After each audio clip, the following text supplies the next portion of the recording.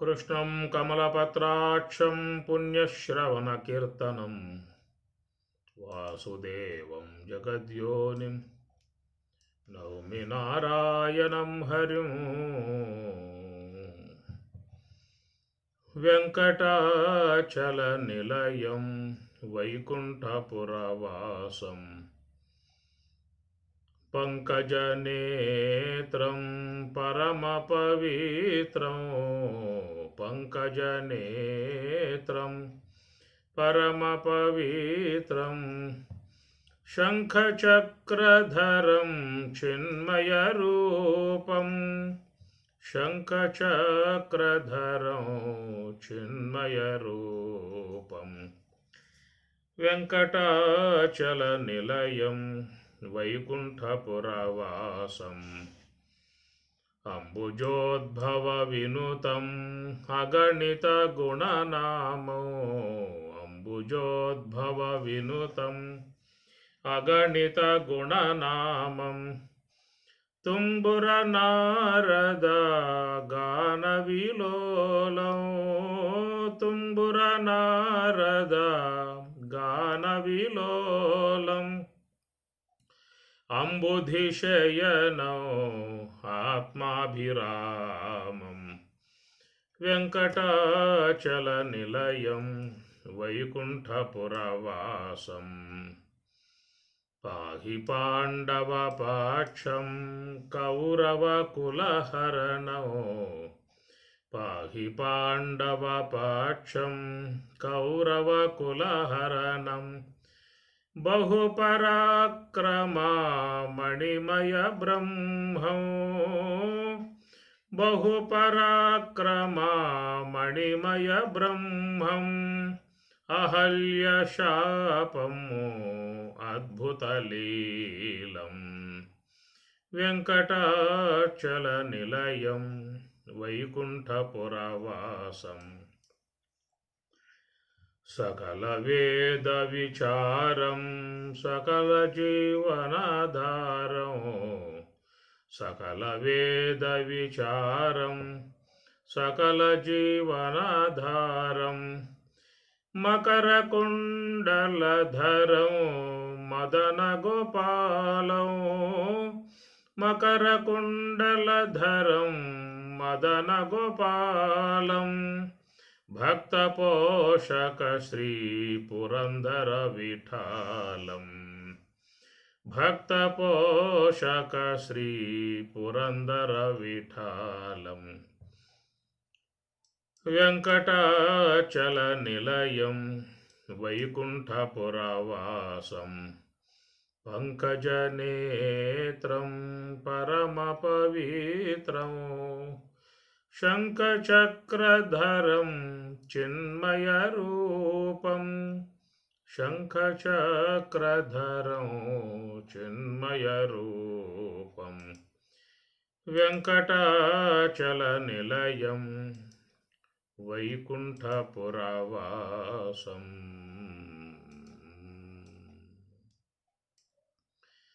భగవద్గీత 2వ అధ్యాయము సాంఖ్యయోగము 22వ శ్లోకం. వాసాంసి జీర్ణాని యథా విహాయ నవాని గృహ్ణాతి నరోపరాణి తథా శరీరాని విహాయ జీర్ణాని అన్యాని సంయాతి నవాని దేహి. దేహి దేహము ధరించి ఉన్నటువంటి జీవుణ్ణి దేహి అని చెప్పనంటారు. అట్టి ఆ జీవుడు వాసాంసి జీర్ణాన్ని యథా విహాయ యథా ఏ ప్రకారముగా జీర్ణాన్ని జీర్ణములైనటువంటి వాసాంసి వస్త్రములను విహాయ వదిలిపెట్టి అపరాని వేరగు నవాని కొత్త వాట్లను గృహనాతి గ్రహిస్తూ ఉన్నాడో తథా ఆ ప్రకారముగానే శరీరాని విహాయ జీర్ణాని జీర్ణాన్ని తిరిగిపోయి పాతపడి శుష్కింపబడి పాతవైనటువంటి దేహాలను మరి జీవుడు కూడా ఆ ప్రకారంగా వదిలి నవాని దేహాన్ని సంయాతి, కొత్త దేహాలను మళ్ళా పొందుతున్నాడు అనేటువంటి యొక్క అంశము ఇక్కడ భగవంతుడు మంచిగా ఒక అద్భుతమై ఉన్నటువంటి అంశాన్ని తెలియజేస్తూ ఉన్నాడు. పాత శరీరములు, పాత వస్త్రములు. ఇప్పుడు మనం కూడా వస్త్రాలు ధరిస్తూ ఉంటాం, కొద్ది కాలం వాడతాము. ఎప్పుడైతే పాతబడ్డవి, చిరిగిపోయినవి, మనకి పనికిరావు, ఉపయోగపడవు అనుకున్న నాడు వాటిని దూరంగా పడేసే విధానం ఉంటుంది. అట్లాగే మన ఈ యొక్క దేహములు అనేటువంటివి కూడా కొద్ది కాలం వాడుకుంటాం. ఆ తర్వాత శరీరంలో అన్ని మార్పులు వచ్చేస్తాయి.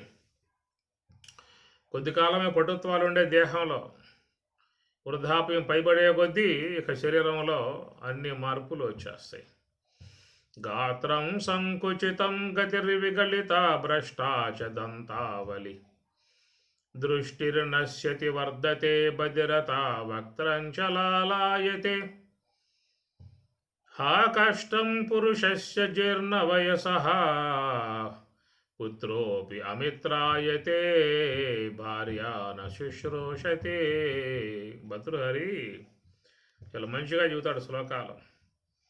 గాత్రం సంకుచితం, ఎప్పుడైతే వృద్ధాప్యం అనేది వచ్చేసిన దేహానికి, ఆ దేహం కూడా మరి పాత వస్త్రం లాగానే దేహం కూడా అయిపోతుంది. గాత్రం సంకుచితం, దేహమంతా కూడా ముడతలు పడిపోతుంది. గతిరి విగళిత, నడుస్తూ ఉంటే నడక తడబడతా ఉంటుంది, పడిపోయే పరిస్థితిగా ఉంటుంది. గతిరి విగళిత భ్రష్టాచ దంతావలి, ఉన్న పన్నులు కాస్త మొత్తం ఊడిపోతాయి. చాలా కాలంగా తిని ఆ విధంగా సేవ చేశాయి. ఇక మా వల్ల కాదయా, ఇక నేను మీ సేవ చేయలేం అని ఒక్కొక్క పొన్నే అది కూడా వృద్ధాప్యం వచ్చి రాలిపోతూ ఉన్నాయి. ఆ ప్రకారంగా మరి దంతావలి, భ్రష్టాచ దంతావలి దృష్టిర్నశ్యతి, ఆ చూపు కూడా తగ్గిపోతుంది. ఎంతో కాలంగా చూసి ఇక కన్నులు కూడా నా వల్ల కాదు చూస్తామని చెప్పని అవి కూడా విశ్రమించే స్థాయికి అవి వెళ్ళిపోతూ ఉన్నాయి. దృష్టిర్నశ్యతి వర్ధతే బధిరత, చెవులు కూడా వినటం అవి కూడా మానేస్తూ ఉన్నాయి. బధిరత వక్త్రంచలాయతే, ఇక నోటెమ్మటే సొంగ గారుతూ ఉంటుంది, తుడుచుకుంటూ ఉంటాడు, సొంగ గారుతూ ఉంటుంది. ఈ ప్రకారముగా పురుషస్య జీర్ణ వయసః, పురుషుని యొక్క వయస్సు జీర్ణమయ్యిందా అని చెప్పనంటే ఇవన్నీ వచ్చేస్తాయి. యొక్క శరీరంలో అన్ని మార్పులు వచ్చేస్తాయి. ఇంతకాలముగా దేహంలో అణిగి ఉన్నటువంటి వ్యాధులు కూడా ప్రబలతాయి, విజృంభిస్తాయి. వయసులో ఉన్నప్పుడు రోగ నిరోధక శక్తి శరీరంలో బాగా ఉన్నది కాబట్టి ఎలాంటివి వచ్చినప్పటికీ కూడా తట్టుకొని నిలబడి వచ్చిన వాటిలను దూరం చేసే విధానాలుగా దేహం మంచి పటుత్వంగా ఉండే విధానంగా ఉన్న కాలంలో జరుగుతాయి. ఎప్పుడైతే శరీరంలో మరి పటుత్వాలు తగ్గిపోతూ ఉన్నాయో, ఎట్లయితే రాజు బలహీనుడైనట్లయితే పరాయి రాజులు ఎట్లా ఆ రాజ్యంపై దండయాత్ర చేసి మరి ఆ రాజ్యాన్ని కొలబడతారో ఆ ప్రకారంగా మరి మనలో కూడా ఆ వయసు పైబడిన తర్వాత, శక్తి ఉడిగిపోయిన తర్వాత, వృద్ధాప్య ఛాయలు వచ్చిన తర్వాత ఇక అన్నీ కూడా మనమే దాడి చేసినట్లుగా లోనున్నటువంటి వ్యాధులు కూడా ప్రబలి ఇబ్బంది పెట్టే పరిస్థితి ఏర్పడుతుందని చెప్పిన అన్నాడు. హా కష్టం పురుషస్య జీర్ణ వయసః భార్యా న శుశ్రూషతే, అమ్మగారు కూడా సేవలు ఆపేస్తుందట. ఇంకెంతకాలం చేయాలి నీకు సేవలు, ఇంతకాలం చేసాం చాలే అన్న విధానంగా వాళ్ళు కూడా రిటైర్మెంట్, మాకు రిటైర్మెంట్ కావద్దా, ఇంతకాలం మీకు ఒండి పెట్టి కాళ్ళు ఎత్తి సేవలు చేసి ఎన్నో చేసాం, మాకు రిటైర్మెంట్ కావాలని చెప్పని వాళ్ళు కూడా సేవలు చేయటం మానేస్తారట. భార్య న శుశ్రూషతే పుత్రోపి అమిత్రాయతే అన్నాడు. పుత్రులు కూడా ఏం పట్టించుకునే పరిస్థితిగా ఉండదు అనేటువంటి యొక్క మాట భర్తృహరి చెప్పుకొచ్చే విధానం. కాబట్టి ఈ ప్రకారంగా వస్త్రం ఎట్లయితే జీర్ణమైపోయినట్లయితే ఆ వస్త్రం మనం అబులేలాగా వదిలిపెట్టేసేసి కొత్త వస్త్రం తీసుకుంటూ ఉన్న విధానమో, అట్లాగా మరి జీర్ణమైనటువంటి యొక్క శరీరాన్ని విడిపించి కొత్త శరీరాన్ని ఇచ్చే విధానం ప్రకృతి మాత చేస్తుంది. అది ప్రకృతి మాత యొక్క విధానం. ఆ విధంగా పసిబిడ్డ ఆడుకున్నప్పుడు వాడు ఒళ్ళంతా మట్టి అయిపోతుంది, బట్టలన్నీ మట్టి అయిపోతాయి. కానీ తల్లి వాడి బట్టలు ఇప్పేసి స్నానం చేసి, వాడు స్నానం చేయించి కాస్త పౌడర్ వేసి బొట్టు పెట్టి పూలు పెట్టి ఎన్ని చేసే ఉద్దేశం తల్లికి. కనుక పాత వస్త్రం వాడు ఒంటి మీద మురికి వస్త్రం ఇప్పేస్తూ ఉంటే వాడు మొండికేస్తాడు, బాధపడతాడు, ఏడుస్తాడు, మారం చేస్తాడు. ఎన్ని చేసినప్పటికి కూడా తల్లి ఊరుకుంటుందా? 4 బాధలు బాధ అయినా వాడు సొక్కా ఇప్పి వాడు బాగా స్నానం చేయించి పౌడర్ వేసి పూలు పెట్టి మళ్ళీ కొత్త సొక్కా వాడికి తొడుగుతుంది. ఇది లోకంలో చూస్తున్న అంశం. ఆ విధంగా ప్రకృతి మాత కూడా మరి ఈ యొక్క దేహం అంతా జర్జితం అయిపోయింది కాబట్టి, పాత సొక్క అయిపోయింది కాబట్టి దీన్ని నిప్పేసి మళ్ళా జీవుడికి మరొక దేహాన్ని ఇచ్చే విధానాలుగా ఆమె గారు కూడా చేస్తున్నటువంటి పని. అయితే ఆ పిల్లలు ఏ ప్రకారంగా అయితే మారం చేసి మొండికేసి ఏడుస్తారో, అట్లాగా మరి పెద్ద పిల్లకాయలు కూడా దేహం పోతూ ఉందని చెప్పి అనగానే వాళ్ళు కూడా బాధపడి ఏడిచి నానా గొడవ చేస్తారు. ఎన్ని చేసినప్పటికీ కూడా ప్రకృతి మాత మాత్రం వానికి పాత దేహం వదిలిపెట్టింపజేసి కొత్త దేహాన్ని ఇచ్చే విధానంగా చేస్తూ ఉంటుంది. కాబట్టి వాసాంసి జీర్ణాని యథా విహాయ. అది అయితే మనకేంటంటే వస్త్రం బాగా పాతదైపోయింది, చిరిగిపోయింది, శుష్కింపబడింది, ఇక అది ఎంతో వాడే అవకాశాలు లేకుండా పోయింది అనే విధానంలో ఆ పాత సొక్క ఇప్పేసేసి కొత్త వస్త్రాలు ధరించే విధానంలో అందరికీ సంతోషమే. పాత బట్టలు పోతా ఉన్నాయి, కొత్త బట్టలు వస్తున్నాయనేటువంటి విషయంలో వస్త్రధారణ విషయంలో మాత్రం అందరికీ సంతోషాత్మకముగా ఉండేటువంటి అంశమే. కానీ ఇక్కడ పోలికలో దేహం వదిలే విషయంలో వస్త్రాన్ని స్వామివారు పోలికగా ఉదాహరణగా చెప్పిన విధానంలో మరి ఎవరైనా పాత బట్టలు వదిలిపెట్టాలంటే సంతోషపడతారు, కొత్త బట్ట ధరించాలని చెప్పనంటే ఉల్లాసపడతారు, సంతోషపడతారు, పండుగ కూడా చేసుకుంటారు ఆ విధంగా మరి ఈ బట్టల విషయంలో మాత్రం. కానీ దేహము వదిలిపెట్టే విషయంలో మాత్రం వీడికి చాలా బాధాకరమైనటువంటి యొక్క విధానము. అరే నాయనా, నీకు పాత దేహం పోతుందరా, కొత్త దేహం వస్తుందరా అని చెప్పని పెద్దలు చెబుతూ ఉన్నారు, గురువులు చెబుతూ ఉన్నారు, మహాత్ములు చెబుతూ ఉన్నారు. పరమాత్మ కూడా భగవద్గీతలో చెప్పాడు, నీకు పాత దేహం పోతుందరా, కొత్త దేహం వస్తుందరా అని చెప్పనే విషయంగా. అన్నప్పటికీ కూడా మరి ఎంతమంది సంతోషంగా పోయే విధానం ఉంటుంది చెప్పండి. పాత వస్త్రాలు జార విడిచి కొత్త వస్త్రం ధరించే విషయంలో ఎంత ఉల్లాసము, ఎంత ఉత్సాహము, ఎంత సంతోషము, ఎంత ఆనందం ఉన్నదో, అదే ప్రకారంగా పాత దేహం పోయి కొత్త దేహం వస్తుందని చెప్పి అన్నప్పుడు అలాంటి సంతోషము, అలాంటి ఆనందం, అలాంటి యొక్క ఉల్లాసం ఎంతమందిలో ఉంటుంది చెప్పండి. ఇక్కడ చాలామందికి ఉండదు. కాబట్టి విలపించే పరిస్థితే చేస్తూ ఉంటారు. అయితే ఏంటంటే ఇక్కడ ఈ ఉదాహరణలో మరి పాత దేహాన్ని వదిలేటప్పుడు అందరూ కూడా సంతోషపడాలి. అయ్యా నాకు పాత దేహం పోతుంది, మరి కొత్త దేహం రాబోతా ఉన్నది అనే ఉల్లాసపడి సంతోషపడి కదా దేహం వదలాల్సింది. కానీ వదిలేవాడికి బాధే, నమ్ముకున్నటువంటి యొక్క వాళ్ళకే బాధ, ఆ దుఃఖం అనేటువంటిది అక్కడ మనకి తాట వేస్తూ ఉంటుంది. అయితే ఏంటంటే మరి సులభంగా చెప్పిన అంశమే ఇది, చాలా ఈజీగా చెప్పిన అంశమే, వినటానికి మాత్రం చాలా సౌలభ్యముగా ఉన్నటువంటి విధానమే. అయ్యా పాత చొక్కా పోతుందిరా, కొత్త చొక్కా వస్తుంది నీకు అన్నప్పుడు వినేవాళ్ళకి సంతోషం, చెప్పేవాళ్ళకి సంతోషమే.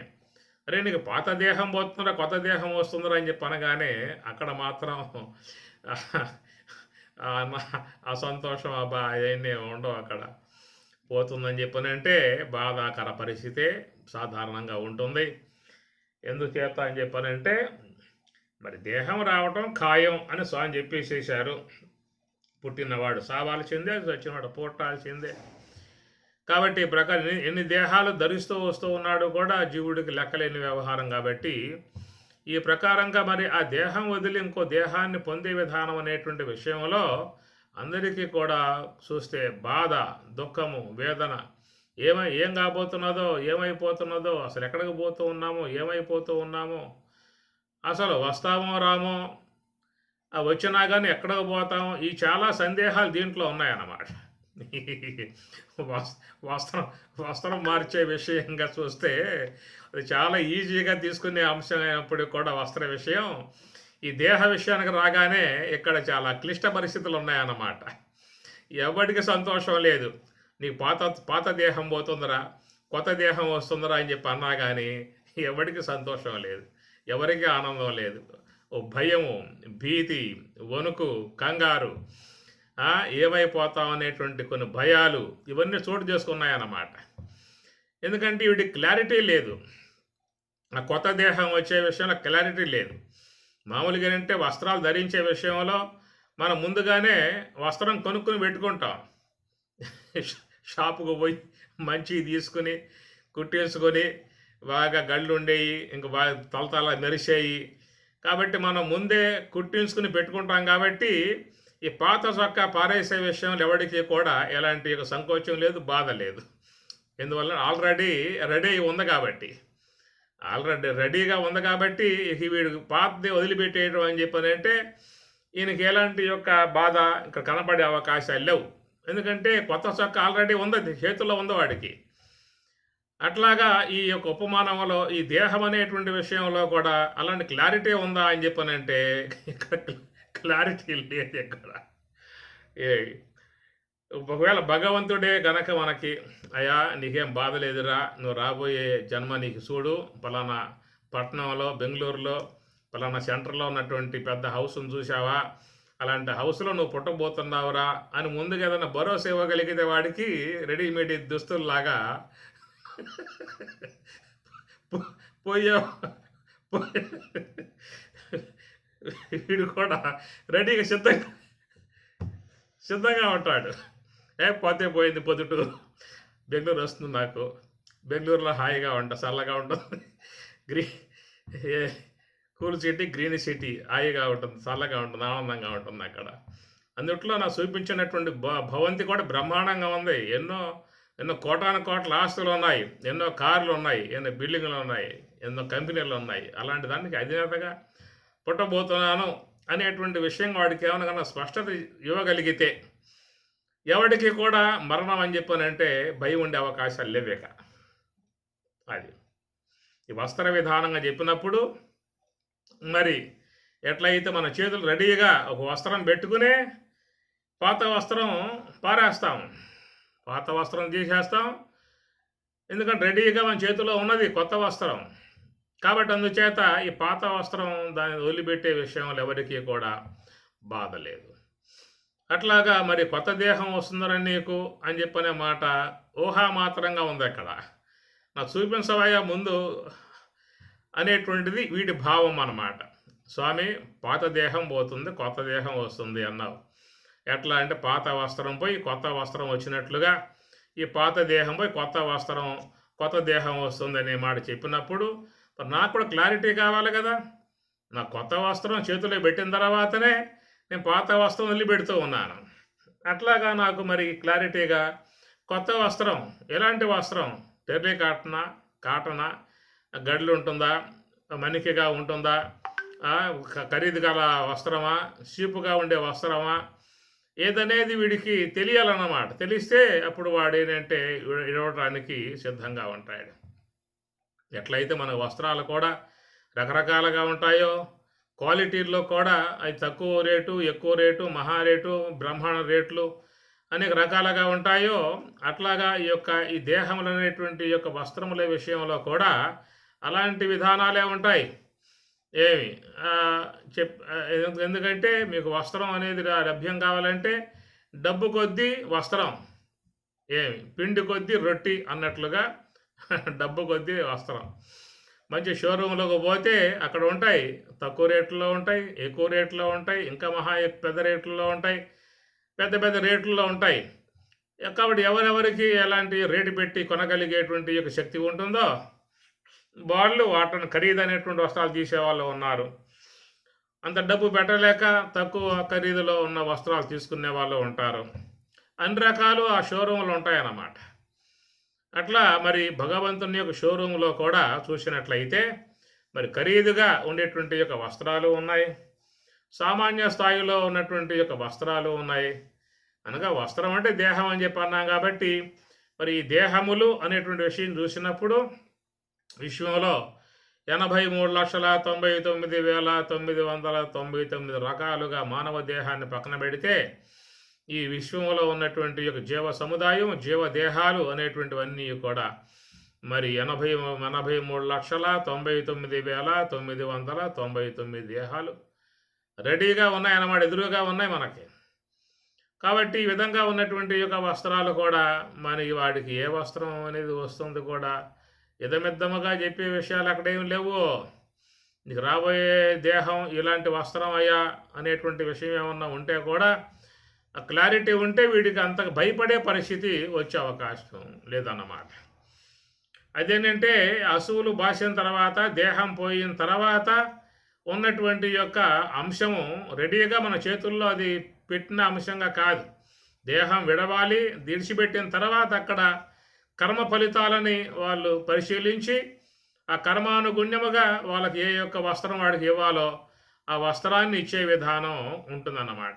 ఇది కూడా మనకు ఇచ్చ కొలదులా అమ్మే ఇంటి బేహార్ అనే మాట చెప్పినట్లుగా. కాబట్టి వాళ్ళ యొక్క కర్మానుగుణ్యముగా మరి ఫలానా వస్త్రమే మన అన్నట్లయితే నీ వద్ద డబ్బు ఉందంటాయా అని అడుగుతారు వాళ్ళు. ఇప్పుడు చీరలు కూడా మరి ఖరీదు కలిగి ఉంటాయి, 5,000లో ఉంటాయి, 10,000లో ఉంటాయి, 50,000లో ఉంటాయి, ₹1,00,000 ఉంటాయి. బంగారపు జరి ఉన్నటువంటి అయితే 2 లక్షలు, 3 లక్షలు, 5 లక్షల దాకా ఖరీదు చేసేటువంటివి ఉంటాయి.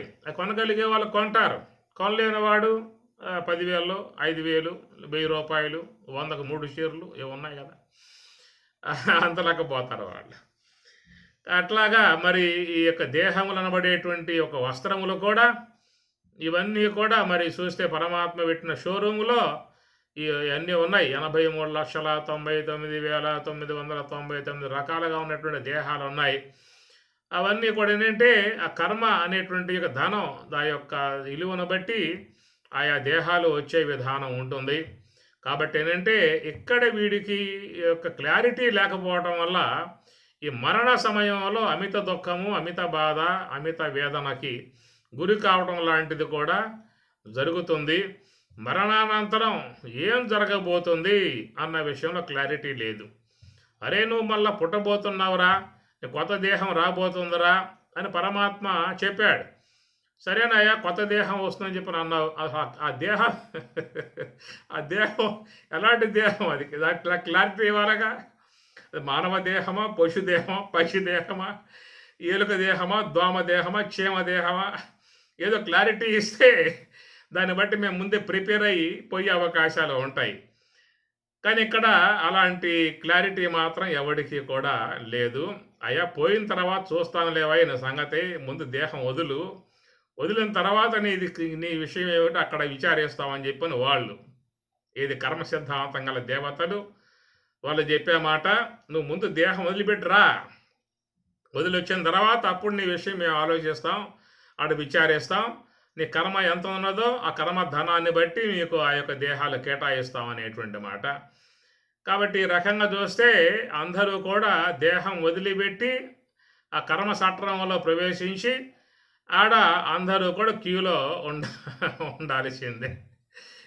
ఇప్పటికే ఈ దేహాలు వదిలి ఎన్ని జీవులు మళ్ళీ దేహం పొందటానికి గల విధానంలో క్యూలో ఉన్నాయో మరి మనం ఊహకు అందనటువంటి యొక్క విషయము. విశ్వంలో ఎన్నైతే దేహములు ధరించి ఉన్నటువంటి జీవులు ఉన్నాయో అంతకంటే ఇంకా అధిక శాతములో 1000 రెట్లు, 1,00,000 రెట్లు, 1,00,00,000 రెట్లు విధానాలుగా దేహమును వదిలి ఉన్నటువంటి జీవులు మరి అవన్నీ కూడా మళ్ళా దేహాన్ని పొందటానికి విధానములో అవన్నీ వేసి ఉన్నాయి.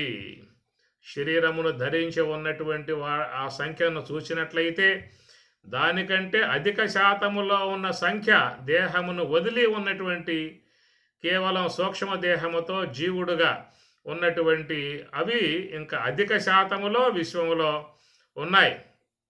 అనగా తెర వైపు తెర యువతల ఈ దేహములు ధరించి ఉన్నటువంటి జీవుల మగు మనం ఉన్నాం.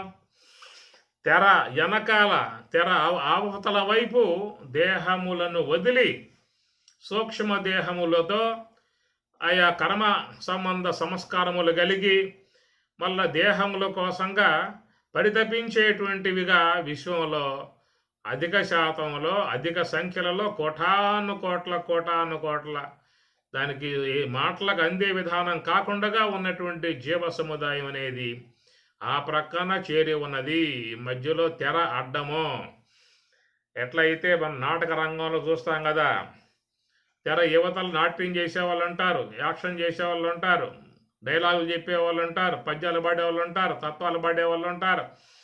ఏదో వేదిక మీద ఉన్నటువంటి విధానంలో ఆ తెర మరుగుకి వెళ్ళారా అని చెప్పానంటే అక్కడ ఉండే విధానాలు వేరు. మళ్ళా ఆ ప్రకారంగా ఈ విశ్వంలో ప్రాణి సముదాయ విషయం చూసినట్లయితే దేహములు ధరించి ఉన్నటువంటి జీవ సంఖ్య కంటే దేహములు వదిలి ఉన్నటువంటి యొక్క జీవ సంఖ్య చాలా అధిక శాతములో ఉన్నాయి. కాబట్టి అవన్నీ కూడా తిరిగి వల్ల దేహములు పొందేటువంటి యొక్క విధానమే కలిగి ఉన్నాయి.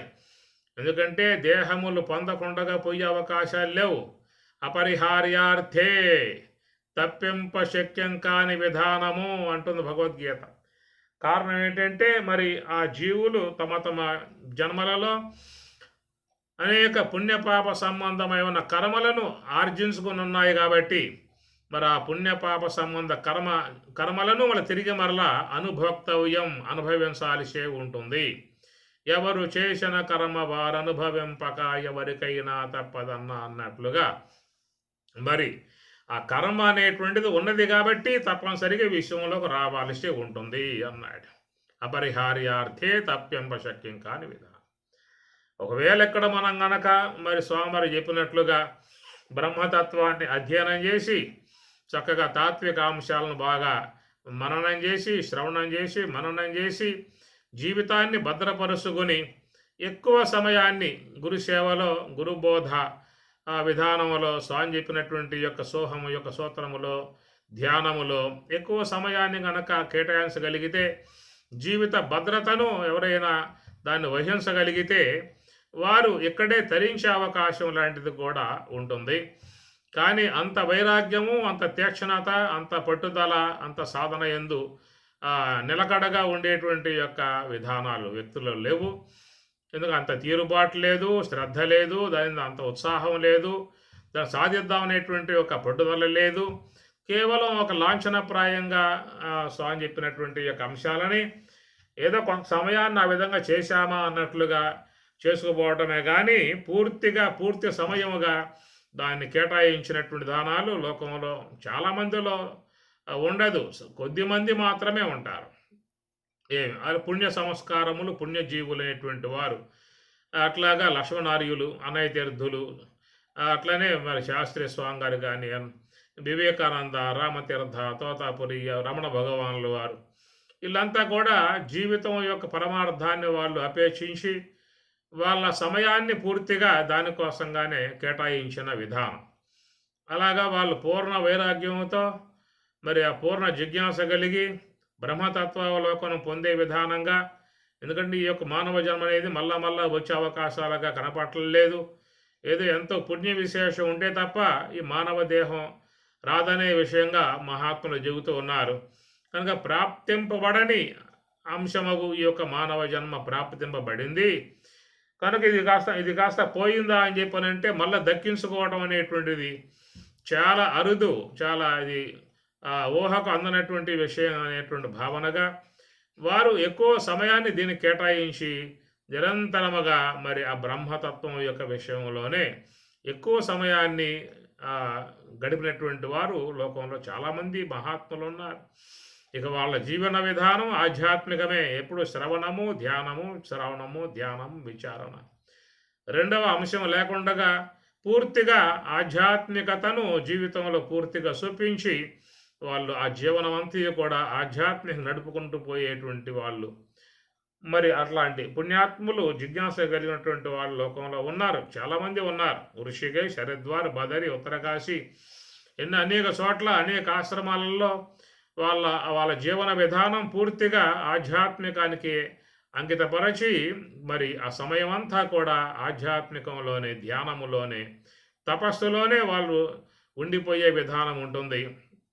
అలాగా చేసినట్లయితే వారు ఈ జన్మలోనే కర్మ రహితం చేసుకుని చక్కగా వారు మరి ఆ బ్రహ్మతత్వావలోకనం యస్తమాత్మరతిరేవ స్యాత్ ఆత్మతృప్తశ్చ మానవ ఆత్మన్యేవ సంతుష్ట తస్య కార్యం న విద్యతే పరమాత్మ అన్నట్లుగా ఆత్మరతి, ఆత్మతృప్తి, ఆత్మసంతుష్టి. కాబట్టి ఆత్మ ఏందే అవలోకనం చేసే విధానం రావటం అని చెప్పనంటే అది చాలా ప్రయత్నం అనేటువంటిది దాంట్లో ముఖ్యంగా ఉండాలి. మరి ఆ జీవితంలో అలాంటి సమయాన్ని పూర్తిగా కేటాయించగలిగేటువంటి విధానం ఏ కొద్ది మందికో తప్ప అందరికీ వచ్చే అవకాశం లేదు.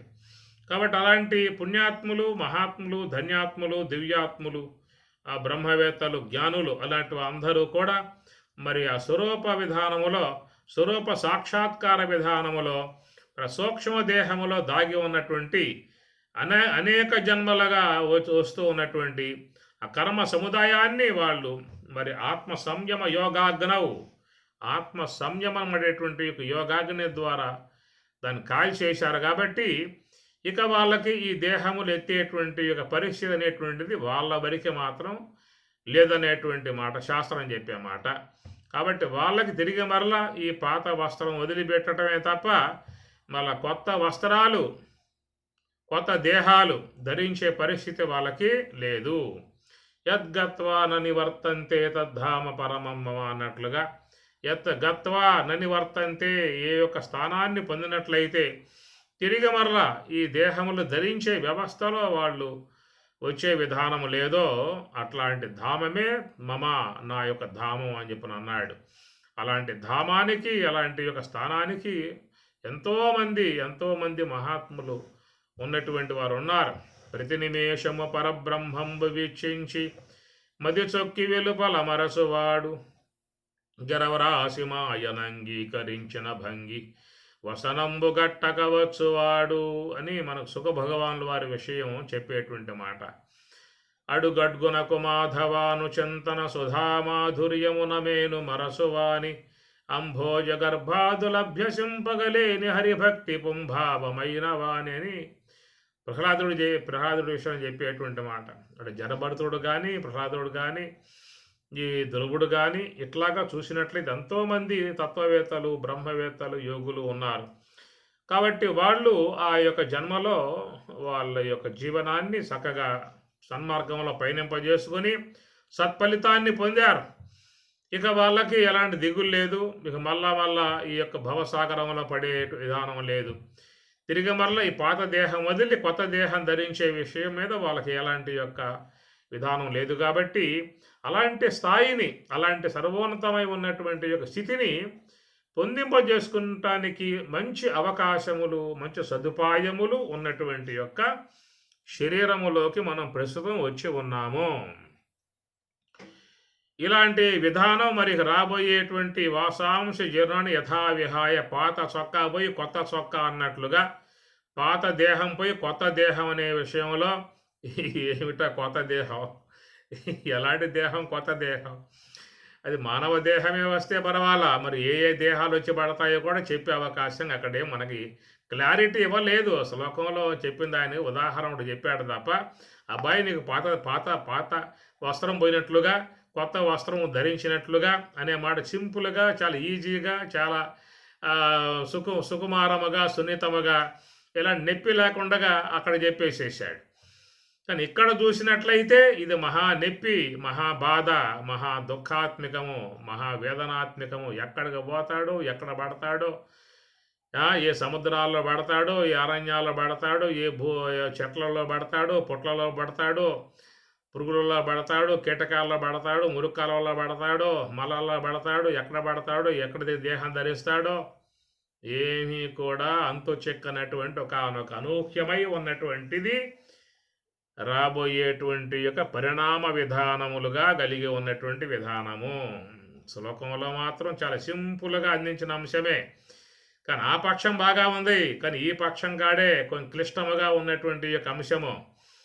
ఏమి పాత చొక్కా కొత్త చొక్కా అని చెప్పి అన్నప్పుడు, పాత వస్త్రం కొత్త వస్త్రం అని చెప్పి అన్నప్పుడు, ఆడ కొత్త వస్త్రం వాడి చేతిలో ఉన్నది ఆల్రెడీ, ఇక పాత వస్త్రం ఇప్పేయటం, కొత్త వస్త్రం ధరించటం. కానీ ఇక్కడ మాత్రం కొత్త కొత్త దేహం వాడికి రెడీగా ఎక్కడుందో, ఎలా ఉందో, ఏ విధంగా ఉందో కూడా తెలిసే విషయాలుగా లేవు. కాబట్టి అందువల్ల మరి ఆ జీవుడి యొక్క విధానం చూసినట్లయితే ఇది అనూహ్యమై ఉన్నటువంటి ఒకనొక అంశము. ఇది చాలా కొంచెం మరి కొంతమంది సిద్ధాంతకారులు ఈ మధ్య కాలంలో చెప్తూ ఉన్నారు, నువ్వే భయపడమాకయా, ఏదో వాళ్ళు చెబుతూ ఉన్నారు, ఈ దేహం పోయిన తర్వాత కర్మానుగుణ్యంగా నీకు మానవ దేహం రాదు, వేరే వేరే దేహాలు వస్తాయి. ఆ పశుదేహం రావచ్చు, పక్షి దేహం రావచ్చు, క్రిమి దేహం రావచ్చు, కీటక దేహం రావచ్చు, ఏవేవో దేహాలు రావచ్చు అని చెప్పి అంటూ ఉన్నారు. అలాంటిదేమి నువ్వు బెంబేలెత్తాల్సిన అవసరం లేదు, భయపడాల్సిన అవసరం లేదు. కాబట్టి నీకు మానవ దేహం పోతే ఒకవేళ మానవ దేహమే వస్తుంది తప్ప వేరే దేహాలు వచ్చే విధానాలు అక్కడేమి లేవు అనే విధానకాలుగా వాళ్ళు కొంత భరోసా కూడా ఈ మధ్యకాలంలో చెప్తున్నటువంటి విధానమే.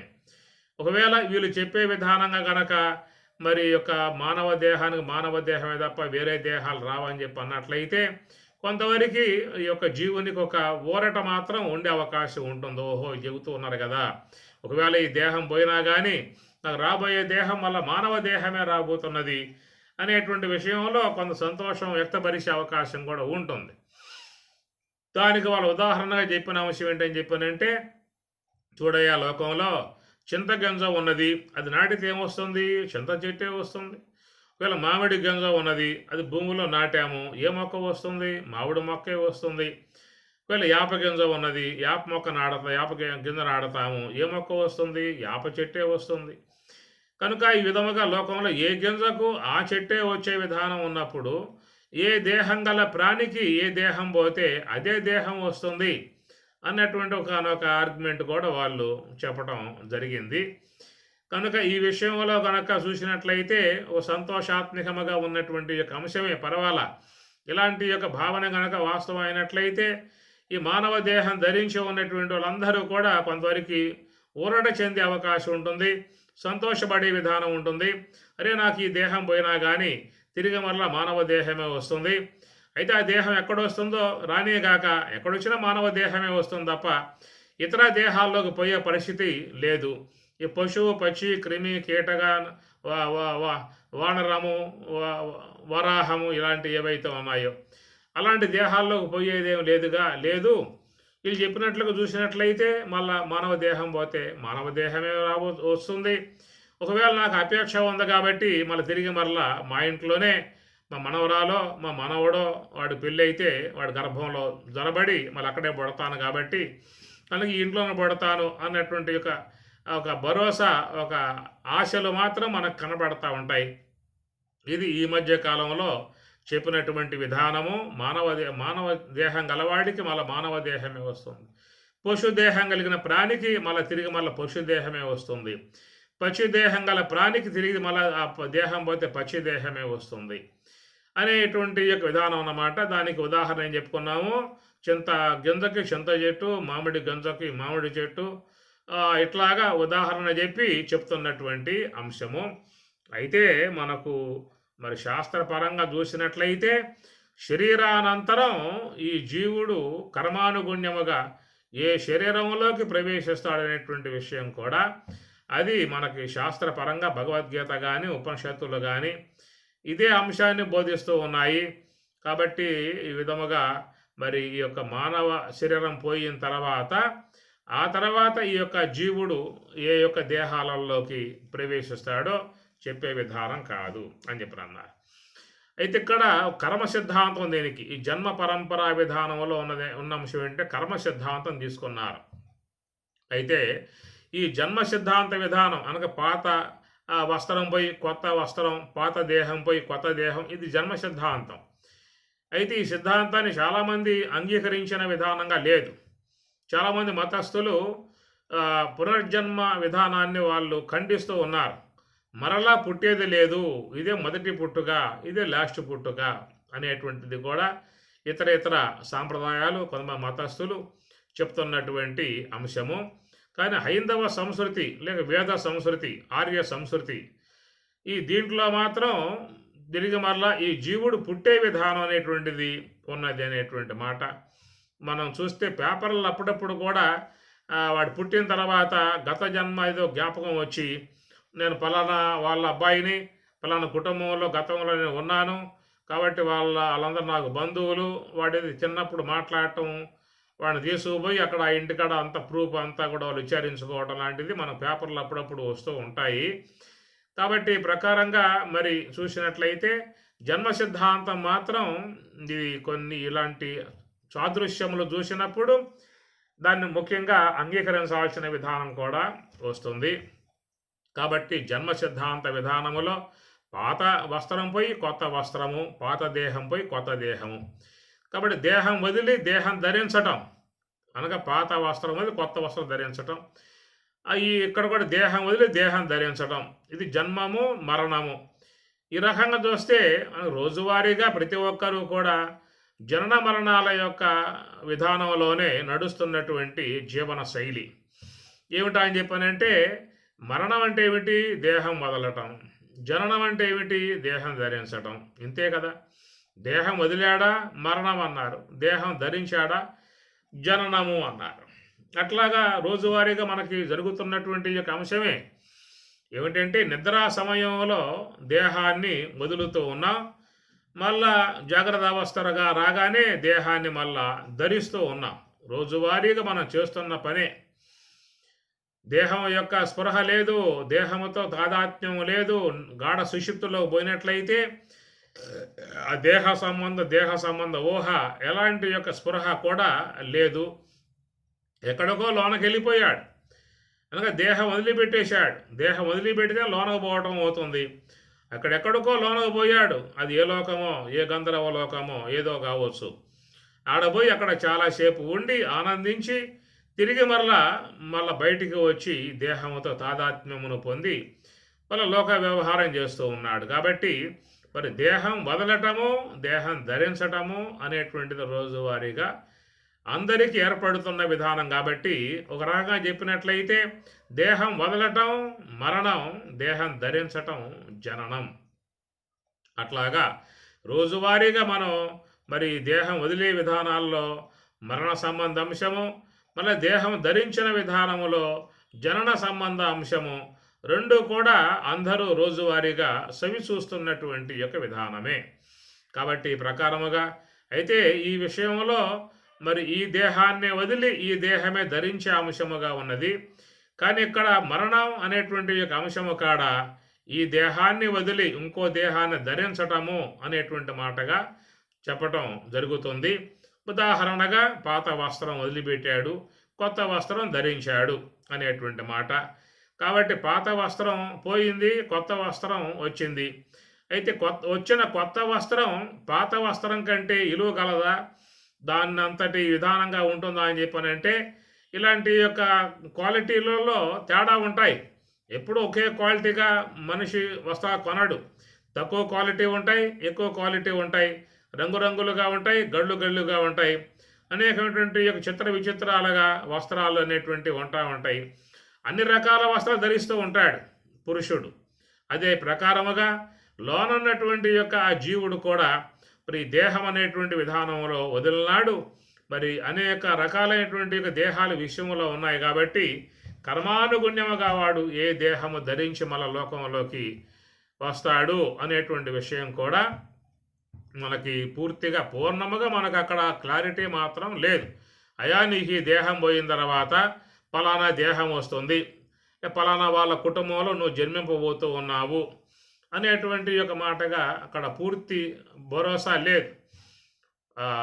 యోగ సాధన చేసేవారు, బ్రహ్మ విద్య అధ్యయనం చేసేవారు, బ్రహ్మ సంస్కారము, జ్ఞాన సంస్కారము, యోగ సంస్కారము, తాత్విక సంస్కారము, పుణ్య సంస్కారము, ఇలాంటి బాగా సంస్కారం ఉన్నటువంటి వాళ్ళ విషయంలో మాత్రం చాలా కాలం పాటు దేహం పోయిన తర్వాత చాలా కాలం పాటు ఉత్తమ లోకాలలో ఉండి ఆ తర్వాత గొప్ప కుటుంబంలో శ్రీమంతుల గృహాలలో జన్మిస్తున్నారు అనేటువంటి విషయం మాత్రం అక్కడ చెప్పడం జరిగిందే తప్ప అది కూడా పలానా చోట పలానా ఈ ఇంట్లో అనేటువంటిది మాత్రం ఏమీ లేదు. అది ఇదమిద్దముగా చెప్పినటువంటి యొక్క అంశమే.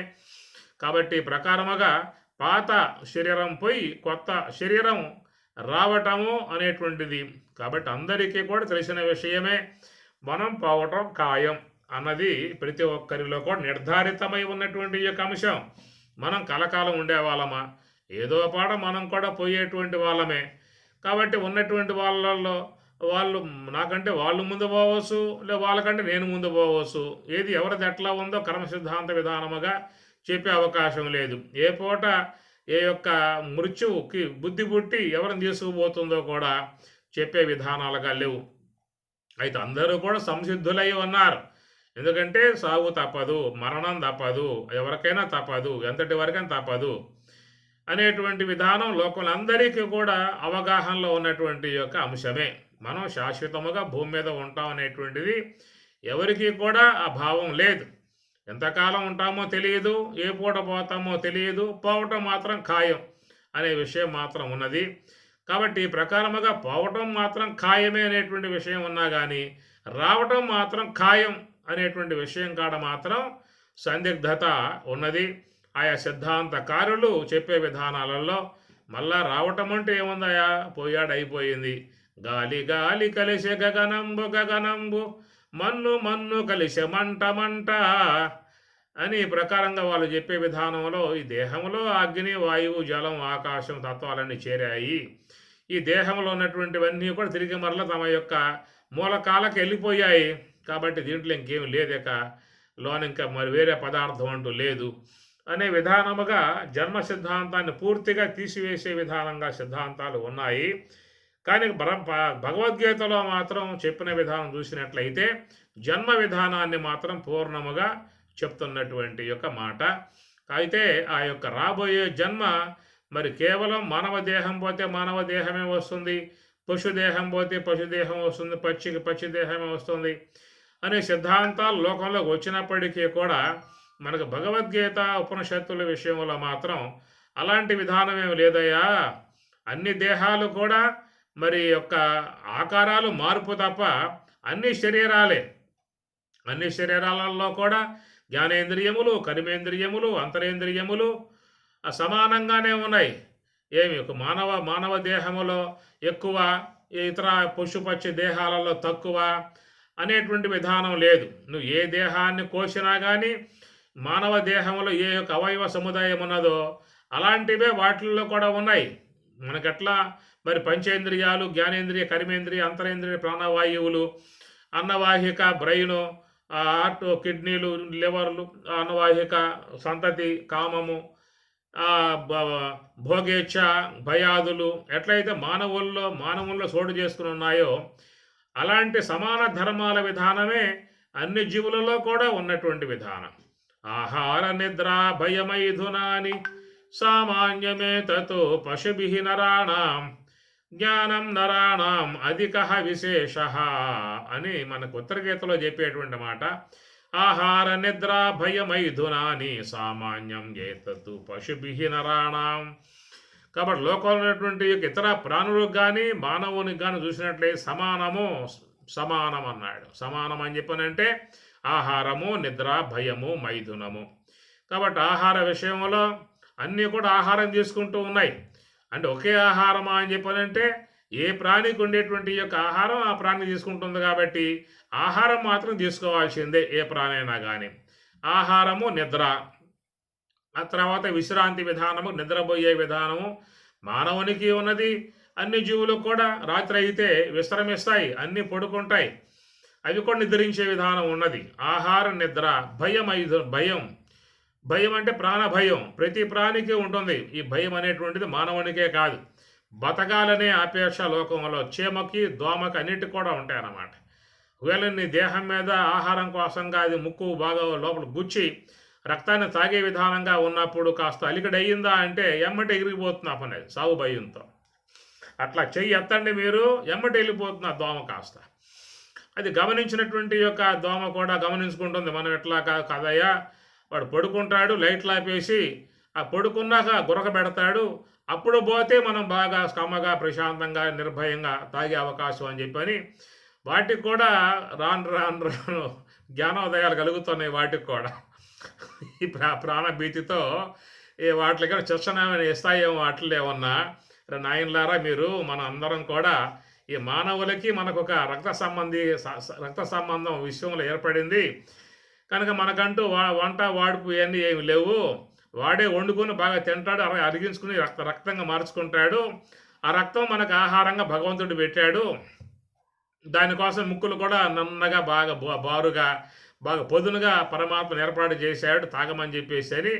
అందువల్ల మనం వాళ్ళ రక్తం తాగాల్సి ఉంటుంది తప్ప మనకు రెండో మార్గం ఇంకేం లేదు. అయితే తాగే విషయంలో మాత్రం వాడు ఊరుకోడు. ఓ దెబ్బ కొట్టాడంటే మనం చచ్చి ఊరుకుంటాం. అందువల్ల మనం దాన్ని గమనించుకొని వెళ్ళాల్సి ఉంటుంది. రాత్రిపూట చీకట్లలో కాలో గీలో ఎక్కడ పెడతాడు వాడు, అక్కడ పోయి తాగడం తప్ప ఎదురుగా బోమాకండి, ఎలుతురులో బోమాకండి, కొట్టేస్తాడు, చంపేస్తాడు అనే విధానంగా వాటికి కూడా నిజంగా చూస్తే అంతటి జ్ఞానం డెవలప్ అయింది వాటిల్లో కూడా. అందువల్ల అవి ఎలుతురులో మన వద్దకు రావు. చీకట్లో కనుక ఉంటే కాళ్ళు గీళ్ళు పోయి పీకుతూ ఉంటే, లాగుతూ ఉంటే, తాగుతూ ఉంటాయి. అది కూడా ఒక విధానంగా అవి వ్యవహరిస్తూ ఉంటాయి. శాంతం లైట్లు ఆపి పడుకున్న తర్వాత బాగా గురక పెడుతూ ఉన్న సందర్భంలో అది గమనించి అప్పుడు యథేచ్ఛగా తాగే విధానాలు, ఇలాంటి విధానాలుగా వాటికి కూడా భయం అనేటువంటి విధానాలలో జ్ఞానం డెవలప్ అయ్యి అవి ప్రవర్తిస్తూ ఉన్నాయి. చాలా క్లారిటీగా ఉంటాయి, చాలా భద్రతగా ఉంటాయి, చాలా జాగ్రత్తగా ఉంటాయి. ఏమి ముందుకొచ్చి కొట్టవు, వెనకాల కొడతా ఉంటాయి. ఈపులు కొడితే పిర్రలు కొడతాయి తప్ప ముందుకొచ్చి కొట్టవాయి. అంతటి జ్ఞానం వాటికి డెవలప్ అయిందన్నమాట. కాబట్టి భయము అన్నాడు, ఆహార నిద్ర భయము అన్నాడు. మూడవది మైథునం అంటే కామేచ్ఛ, స్త్రీ పురుషుల యొక్క సంయోగం.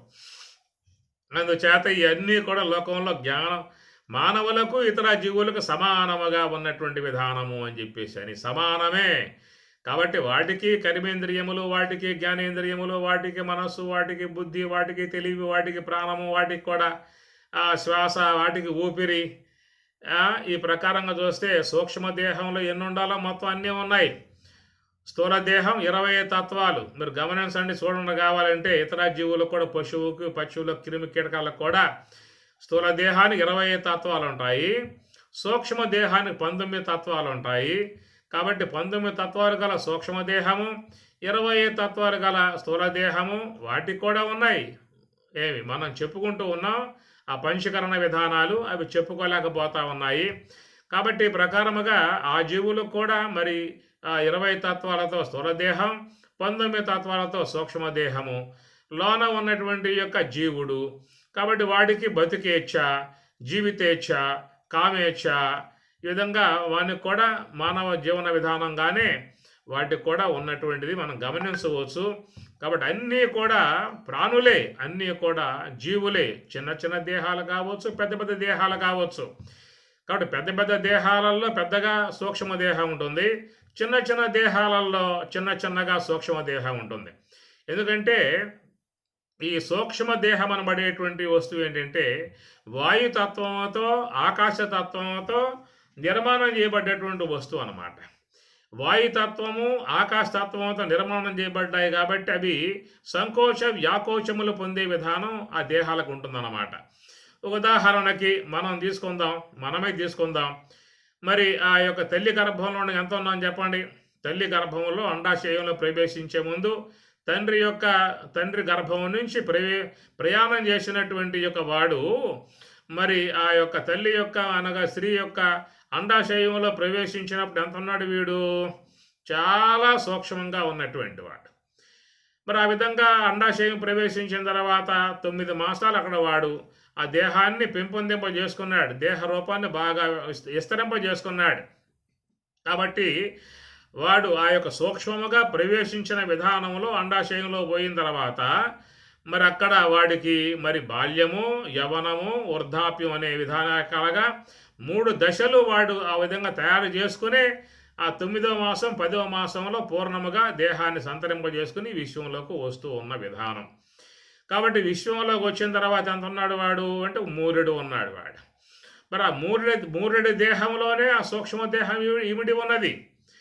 ఆ మూరెడుగా ఉన్నటువంటి ఆ దేహమే ఆ తర్వాత అన్నాదులు భుజించి మెల్లమెల్లగా ఆడు పోరాడి అడుగులు వేసి నడక వేసి పరుగులు తీసి రన్నింగ్ చేసి ఈ ప్రకారంగా 50 ఏండ్లు వచ్చే లోపల వాని దేహం బాగా భారీగా పెరిగింది. ఒక 50, 100, 90 కేజీల విధానం పెరిగింది. అంత దేహం అయినప్పటికి కూడా ఆ లోనున్న సూక్ష్మదేహం ఆనాటి దేహముగా అంతటి సూక్ష్మదేహము ఈనాటి దేహానికి ఇంతటి సూక్ష్మదేహము. ఎందువల్ల అని చెప్పానంటే సంకోచ వ్యాకోచములు చెందే విధానం సూక్ష్మదేహములో ఉన్నది. ఇప్పుడు స్థూల దేహం ఏంటని చెప్పానంటే విశ్వ సంబంధమై ఉన్న పదార్థాలు పడుతూ ఉన్నాయి కాబట్టి అది పెరుగుతూ ఉన్నది. అనగా చిన్నగా ఉన్నటువంటి యొక్క దేహం ఈనాడు 6 అడుగులు 7 అడుగులు పరిమితిలో దేహం పెరిగింది అని చెప్పానంటే మరి ఆ యొక్క 60-70 కేజీలుగా దేహం పెరిగిందని చెప్పానంటే రోజువారీగా వేసేటువంటి యొక్క ఆహార విధానాలను అనుసరించి ఈ స్థూల దేహం అనేది పెరగటం జరుగుతూ ఉంటుంది. ఒకవేళ ఆహారం కనుక వేయటం తగ్గించాము మానేశాము అని చెప్పానంటే ఆ దేహం మళ్ళీ తగ్గిపోతుంది. ఇప్పుడు చాలామంది చూడండి బాగా భారీగా దేహం పెరుగుంటుంది. వాళ్ళు కొన్ని నియమాలు పాటించి ఉపవాసాలు పాటించి డైట్ కంట్రోల్ చేసి పెరిగిన దేహాన్ని బాగా తగ్గించుకుంటూ పోతారు. 100 కేజీలకు పోయిన బంగారం భారీగా ఉన్నటువంటి యొక్క దేహం మళ్ళా వాళ్ళు తగ్గించుకుంటూ 60 కేజీలు 50 కేజీలకు వచ్చేస్తారు. తగ్గిపోతుంది. కాబట్టి తగ్గి పెరిగే విధానం అంతా కూడా ఈ పృథివీ సంబంధమై ఉన్నటువంటి యొక్క ఆహార పదార్థాలు వేయటం కారణముగా అది పెరగవచ్చు తగ్గవచ్చు అన్నమాట. ఈ తగ్గి పెరిగే విధానం స్థూల దేహము పృథివీతో సంబంధం పడిందన్నమాట. పృథివీ సంబంధమై ఉన్నటువంటి యొక్క పదార్థాలను స్వీకరించడం కారణముగా అది బాగా పెరగటము తగ్గటం అవుతుంది. కాబట్టి ఒకవేళ ఆ దేహం కనుక ఆ శ్వాస వీడిందా అని చెప్పానంటే మరణించిందా అంటే ఆ దేహం కాస్త ఏమవుతుందని చెప్పానంటే ఈ యొక్క పృథివీ సంబంధమై ఉన్నటువంటి యొక్క ధాన్యాదులతో ఆ యొక్క మొక్కలతో పెరిగిందో అలాగా ఉన్నటువంటి యొక్క దేహం తిరిగి మరలా ఏ ధాన్యాదులు ఏ భూమి నుంచి వచ్చాయో మళ్ళీ ఆ భూమిలోకే ఆ దేహం కాస్త మళ్ళా ఆ పార్థివ దేహం భూమిలోకే వెళ్ళిపోతుంది అన్నమాట. అయితే ఆ భూమిలోకి పోయిన దేహంలాగా సూక్ష్మదేహం కూడా భూమిలోకి పోతుందా అని చెప్పినట్టు భూమిలోకి పోదు.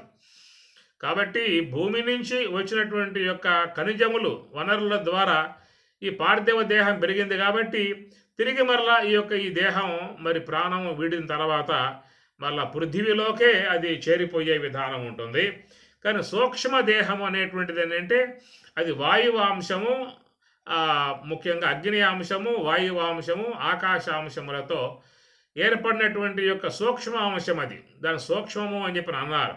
ఎందుకంటే మనకు పంచభూతాలలో చూసినట్లయితే 2 పదార్థములు అమూర్తములు 3 పదార్థములు మూర్తములు అన్నారు.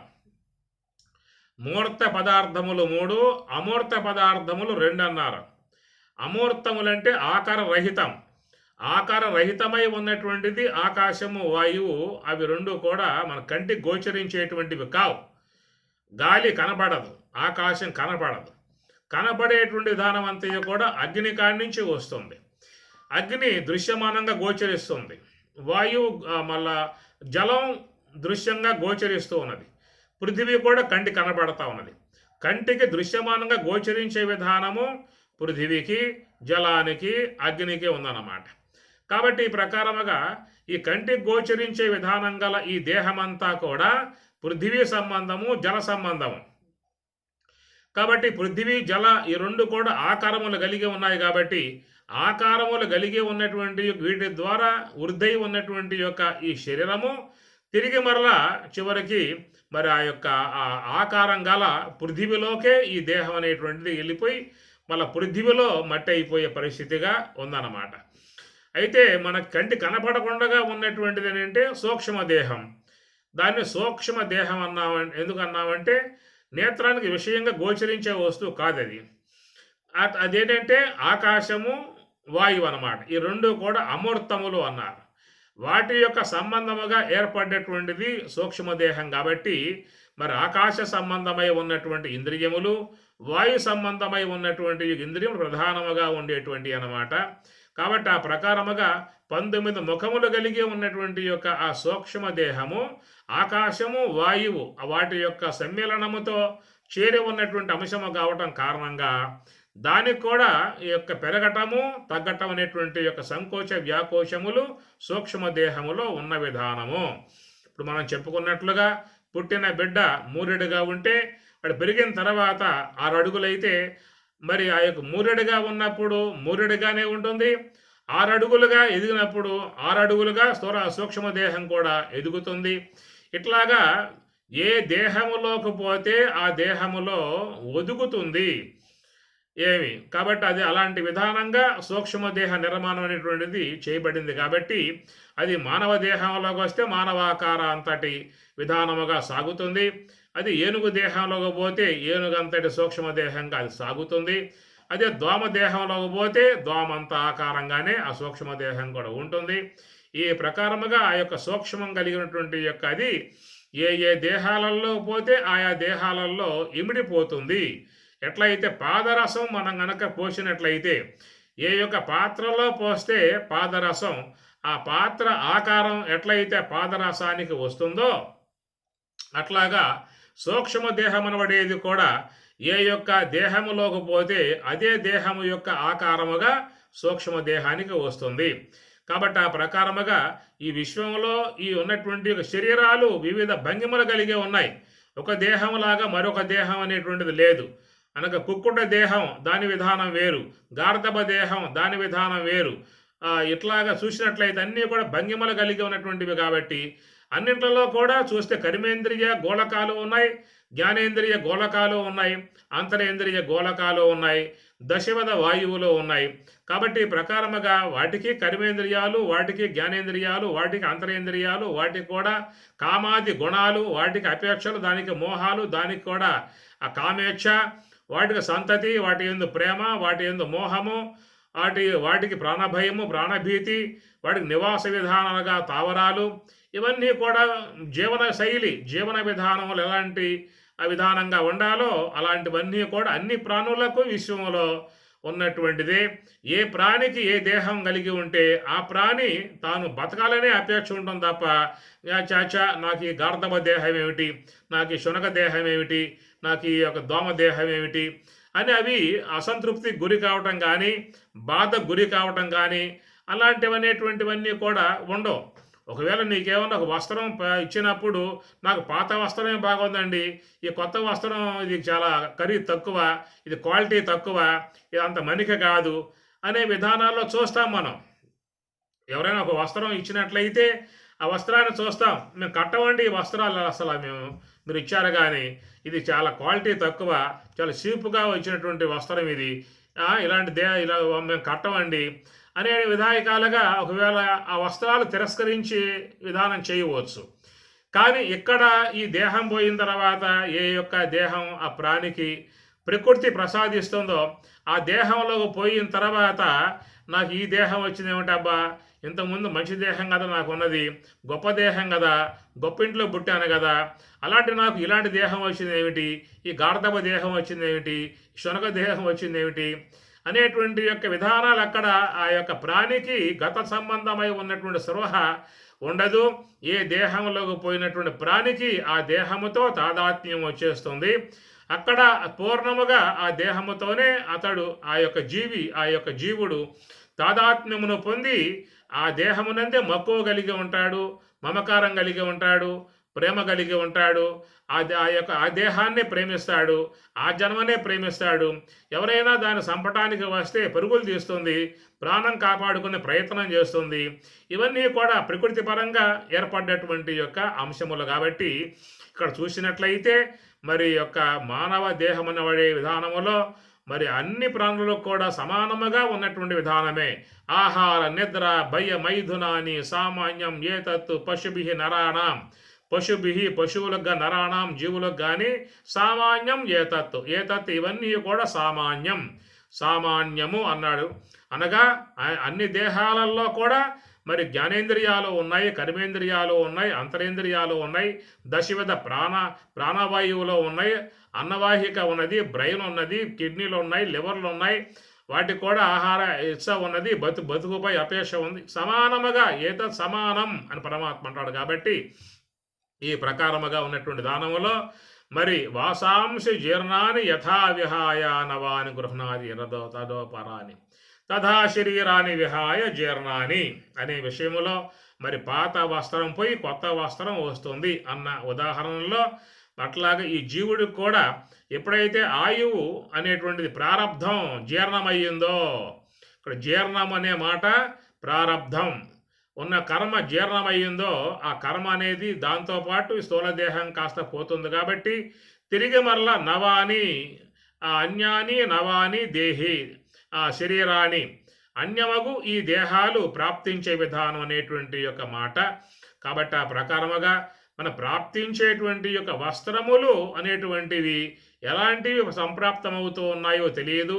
అవన్నీ కూడా తీసుకుని మనం ధరించినట్లుగా కర్మ సిద్ధాంత విధానములో ఈ జీవుడు కూడా ఆయా శరీరాలు ప్రాప్తించే విధానం లాంటిదే కనబడుతున్నది మనకి ఈ శ్లోకం యొక్క అంశాన్ని చూసినప్పుడు. దీంట్లో ఇంకా కొన్ని అంశాలు కూడా మనం విచారించుకోవాల్సి ఉంటుంది. అవి రేపటి రోజు చూద్దాం. ఓం సహనా భవతు సహనౌ భునక్తు సహ వీర్యం కరవావహై తేజస్వినావధీతమస్తు మా విద్విషావహై. ఓం శాంతి శాంతి శాంతి. హరి ఓం తత్సతు. శ్రీ గురుభ్యో నమః. హరి ఓం.